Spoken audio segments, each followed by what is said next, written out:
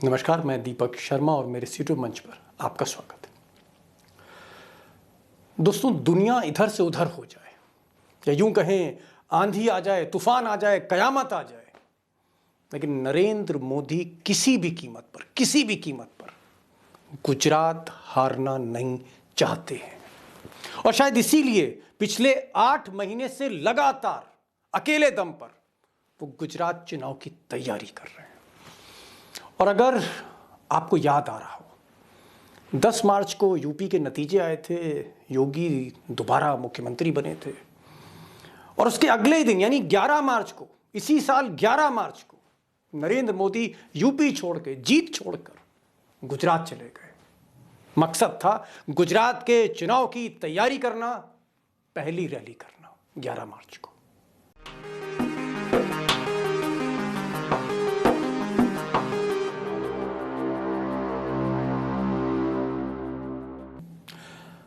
सवाल इस बात का है कि आखिर गुजरात जीतने के लिए इतनी जबरदस्त तैयारी मोदी क्यों कर रहे हैं? क्यों उन्होंने अपनी पूरी जी जान, सब कुछ, सारे रिसोर्सेस गुजरात पर लुटा दिए? अब कुछ लोगों का यह कहना है कि मोदी जी अगर गुजरात हारे या गुजरात उनके हाथ से निकला तो दिल्ली में मोदी जी की पोजीशन बहुत कमज़ोर हो जाएगी और पार्टी के भीतर से विरोध के स्वर गूंजने लगेंगे। आरएसएस भी हावी हो सकता है मोदी पर तब। लेकिन मुझे लगता है कि ये आधा सच है। असली सच या पूरा सच ये है कि अगर गुजरात मोदी हारे तो मोदी का सारा कच्चा चिट्ठा दुनिया के सामने आ जाएगा। अब एक तरफ 22 साल के कच्चे चिट्ठे जो हैं वो फाइलों में दफन हैं गुजरात के सचिवालय में, जिसका एक्सेस अभी तक किसी को नहीं मिल पाया है, क्योंकि सरकारें वहाँ बार बार या तो मोदी जी की आती रहें या फिर मोदी जी के लोगों की आती रही। यानी बीजेपी वहाँ पर पिछले 27 साल से राज कर रही, जिसमें 22 साल मोदी के एस सीएम और 2014 के बाद एस पीएम रहे। और इसीलिए मोदी जी को लगता है कि जो हाल फिलहाल में उन्होंने जो इमेज क्रिएट करी है अन्ना आंदोलन के बाद, एक ईमानदार नेता की, पाई पाई का ईमानदार, एक ऐसा नेता जो अपने हाथ से नोट नहीं छूता, पैसे नहीं छूता, जो ना किसी को खाने देता है ना खुद खाता है। भाइयों बहनों, मेरा मंत्र है, न खाता हूं न खाने दूंगा, न खाता हूं न खाने दूंगा। अब कुछ लोग गुजरात में जो उनके करीबी रहे हैं उनका ये कहना है कि मोदी जी से जो जितना अपरिचित है वो उनको उतना ही ईमानदार मानता है। और गांव में, कस्बों में, छोटे शहरों में, आज भी इस देश में अडानी, अंबानी ये सवाल नहीं है वोटर के लिए, क्योंकि वोटर मानता है, वोटर को भरोसा है, भक्त को भरोसा है कि मोदी जी वाकई ना खाते हैं ना खाने देते हैं। और ये इमेज जो है, जो उन्होंने बनाई है सोशल मीडिया के जरिए, गोदी मीडिया के जरिए पिछले 8-10 सालों में, उसी इमेज पर कलंक लग सकता है।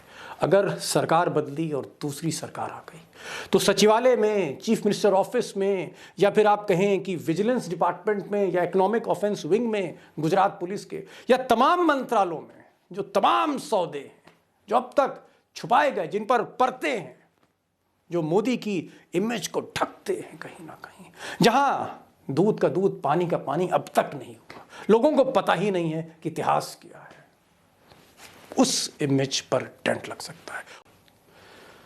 और फिर एक साख का संघर्ष, एक क्रेडिबिलिटी क्राइसिस मोदी जी के लिए चुनौती बन के सामने आ सकती है।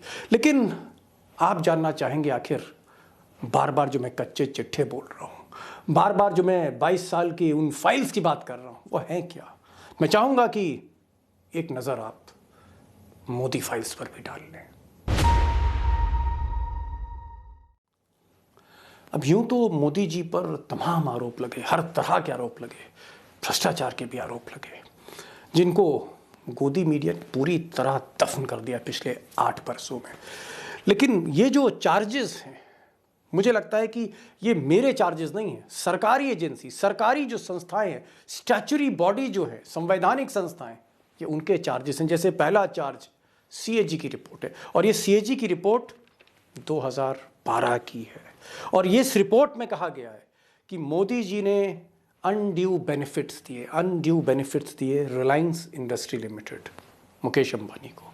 एसआर, रुइया ब्रदर्स, एसआर एक बहुत बड़ा गुजरात का आप कह सकते हैं कॉरपोरेट हाउस है, अडानी, गौतम साहब अडानी, और अलग अलग मदों में दिए। जैसे कि अगर आप देखें कि गुजरात स्टेट पेट्रोनेट लिमिटेड, जो गुजरात सरकार की एजेंसी थी मोदी जी के समय में, इसने रिलायंस को गैस ट्रांसपोर्टेशन के मामले में अनड्यू फेवर दिया। गुजरात ऊर्जा विकास निगम ने जो है वो पावर परचेज एग्रीमेंट में अडानी साहब को फ़ायदा पहुंचाया। और इसी तरह से एसआर जो एक बड़ी कंपनी है गुजरात की, उसको जो है उसका जो एनक्रोच लैंड है, जो कब्जे की ज़मीन थी, उसको रेगुलराइज किया गया। और ये भी खेल करोड़ों का, अरबों रुपए का है। और ये जो सारे आरोप हैं मेरे नहीं हैं, सीएजी के। और ये फाइलें, ये दस्तावेज आज भी सचिवालय में हैं, हो भी सकती हैं, नहीं भी हो सकती हैं। अब एक और मामला है गुजरात स्टेट पेट्रोलियम कॉरपोरेशन का।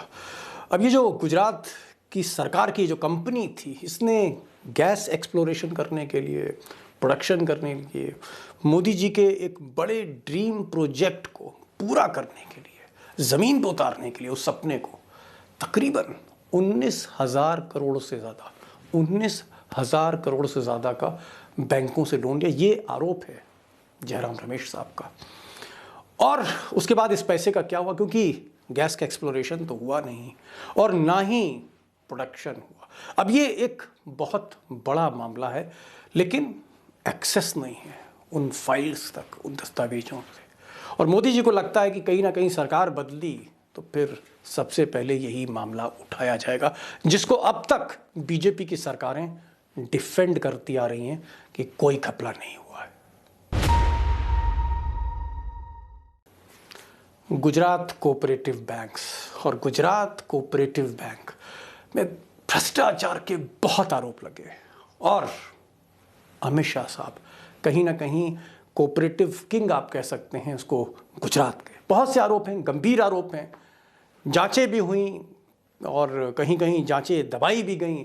और सबसे बड़ी हैरत की बात है कि वो जो सहकारिता के बैंक थे, एक सहकारिता का नया मंत्रालय बना, और लोगों को आश्चर्य नहीं हुआ जब मोदी जी ने सहकारिता मंत्रालय का मंत्री अमित शाह को बना दिया। अब ये कोऑपरेटिव बैंक है, इसकी परतें खुलेंगी जो आज तक परतें पूरे तौर पर खोल नहीं पाई हैं। गंभीर आरोप और बहुत ही बड़ा मामला। पिछले 20-25 साल में गुजरात में जहां बीजेपी की सरकार रही, तमाम आरोप लगे और हर मंत्रालय पर, हर विभाग पर कोई ना कोई गंभीर आरोप लगा है। लेकिन एक आरोप है 6,000 करोड़ के कोयले मामले का। और ये जो कोयला था, ये कम रेट में छोटी इंडस्ट्री को दिया जाना था, लेकिन गड़बड़ करके, ऐसा कांग्रेस का आरोप है कि हायर रेट्स पे ये कोयला दिया गया। अब अरबों रुपए का ये भी घोटाला है। विपक्ष चाहता है कि इसकी ईडी जांच करे, इनकम टैक्स जांच करे, लेकिन सवाल है कि आज की तारीख में जांच करेगा कौन? अब जमीनों के, ठेकों के तमाम घपले आप पिछले 20-22 सालों में देख सकते हैं। और ठेके किस तरह से दिए जाते हैं, आउट ऑफ द वे जाके एक पर्टिकुलर पार्टी को ठेका कैसे दिया जाता है, ऑब्लाइज कैसे किया जाता है। मुझे लगता है कि मोरबी का जो पुल हादसा था, और उसमें एक कॉरपोरेट हाउस को जिस तरह से ठेका दिया गया था मेंटेनेंस का, और जिस तरह से बिना सरकार के पूछे इसका उद्घाटन हुआ था, मुझे लगता है कि ये मोरबी का जो घटना थी, ये गुजरात में किस तरह से ठेके रेवड़ी की तरह बांटे जाते हैं, उसकी एक जीती जागती तस्वीर है जो एक हादसा बन के उभरी। लेकिन अगर आप मुख्यमंत्रियों का कार्यकाल देखेंगे तो विजय रूपानी साहब पे भी आरोप लगे। मैं बहुत डिटेल में नहीं जा रहा हूँ। आरोप आनंदीबेन पे भी लगे जब वो चीफ मिनिस्टर थी, और उनकी बेटी पर आरोप लगा। और ये आरोप था ज़मीन का, तकरीबन 400-500 एकड़ ज़मीन थी जो बहुत ज़बरदस्त डिस्काउंट पे, 90% डिस्काउंट पर सरकारी ज़मीन दी गई। ऐसे कई आरोप हैं ज़मीनों को लेकर, जो उद्योगपतियों को ज़मीनें दी गई, बहुत ही आप कह सकते हैं रेवड़ी के भाव, या फिर सरकारी ठेके, चाहे वो मीडिया हो, चाहे वो पब्लिसिटी का मामला हो, चाहे वो आर्किटेक्ट के ठेके हों, चाहे डिज़ाइनिंग के ठेके हों, चाहे गुजरात के अंदर के ठेके हों या गुजरात के बाहर जहाँ जहाँ बीजेपी सरकार है, वो सारे कॉन्ट्रैक्ट्स उस पर कहीं ना कहीं सवालिया निशान है। और उनकी कहीं ना कहीं जो बुनियाद है, जो मेन फाइल है, गुजरात में, गांधीनगर में। और इसी को लेकर एक डर है कि अगर सरकार बदली तो पहली बार 27 साल में ये फाइलें किसी विपक्ष की पार्टी के हाथ में होंगी।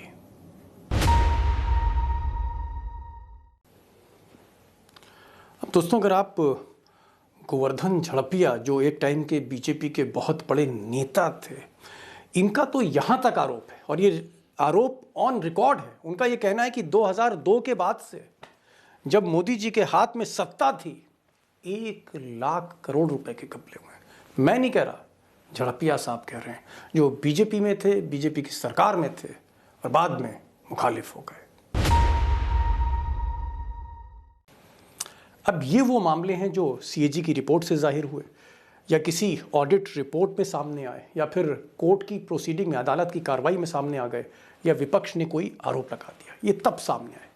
अब इसके अलावा जो वहाँ पर ब्यूरोक्रेसी है, ऐसा नहीं है कि जो सारी ब्यूरोक्रेसी है, आईएएस, आईपीएस या स्टेट सिविल सर्विसेज के पुलिस सर्विसेज, वो सब के सब 100% भक्त हो चुके हैं।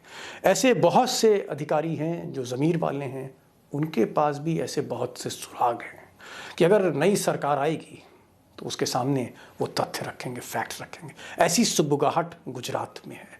कुल मिलाकर अगर सरकार दूसरी आती है तो वो अलमारियां खोली जाएंगी जिनको मोदी ने 100 ताले लगाकर आज तक बंद रखा है, या दबा दिया है, या खत्म कर दिया है। अब दोस्तों, यहां पर मेरा ये मानना है कि जिस वक्त भ्रष्टाचार के गंभीर आरोप लगाए जा रहे थे गुजरात सरकार पर, और उसके साक्ष्य भी थे, सीएजी की रिपोर्ट भी थी, ऑडिट में रिपोर्ट्स आ रही थी, उस वक्त कांग्रेस ने गलती ये करी कि वो मोदी के अखाड़े में कुश्ती लड़ने लगी, वो कम्युनल अखाड़े में कुश्ती लड़ने लगी, वो सांप्रदायिक अखाड़े में उतर गई। कभी सोहराबुद्दीन के एनकाउंटर का मामला, तो कभी इशरत जहां के एनकाउंटर का मामला, कभी किसी लड़की की जासूसी का मामला। लेकिन जो प्योर करप्शन के केसेस थे, जो कॉर्पोरेट कनेक्शन थे, जिस तरह से वहां जमीनें बांटी गई रेवड़ी के भाव, और तो और अन्ना हजारे ने भी गुजरात में आरोप लगाए थे कि मोदी की सरकार में भ्रष्टाचार है। अगर करप्शन को फॉलो किया होता तो आज मोदी, या 2014 में भी मोदी, ये ना कह पाते। भाइयों बहनों, मेरा मंत्र है, न खाता हूं न खाने दूंगा, न खाता हूं न खाने दूंगा। अब दोस्तों, ये बात सही है कि मोदी जी की जो सांप्रदायिक राजनीति है, इसका 100% विरोध होना चाहिए, इसकी मुखालफत होनी चाहिए जो सांप्रदायिक राजनीति करते हैं। लेकिन जब आप सांप्रदायिक राजनीति में इस तरह के मुद्दे उठाते हैं विपक्ष, तो मोदी जी उसको कैश करते हैं। वो इशरत जहां को भी कैश कर ले जाते हैं, वो सोहराबुद्दीन को भी कैश कर ले जाते हैं, वो दंगों पर जो कार्रवाई, उसको भी कहीं ना कहीं सांप्रदायिक ध्रुवीकरण की तरफ मोड़ देते हैं, वो उसको वोट में कन्वर्ट कर लेते हैं, और भ्रष्टाचार के जो आरोप हैं वो पीछे चले जाते हैं, हाशिए पर आ जाते हैं, और यही एडवांटेज मोदी हो जाता है। भ्रष्टाचार पर घेरने की ज़्यादा ज़रूरत थी कांग्रेस को। तो ये था आज का वीडियो। मैं चाहूँगा कि आपके कमेंट्स, आपके रिएक्शंस मुझे ज़रूर मिलें, पढ़ने को ज़रूर लिखिएगा, और इस वीडियो को ज़्यादा से ज़्यादा शेयर करिए फेसबुक पे, व्हाट्सएप पे, कि लोग देखें कि पर्दे के पीछे क्या हो रहा है आखिर। और चैनल को सब्सक्राइब करिए, बेल आइकॉन को ज़रूर क्लिक करिए, नोटिफिकेशन आपको पहले मिलेगा। तो ये आज का वीडियो, तो फिर मिलेंगे एक नई वीडियो के साथ। तब तक के लिए नमस्कार।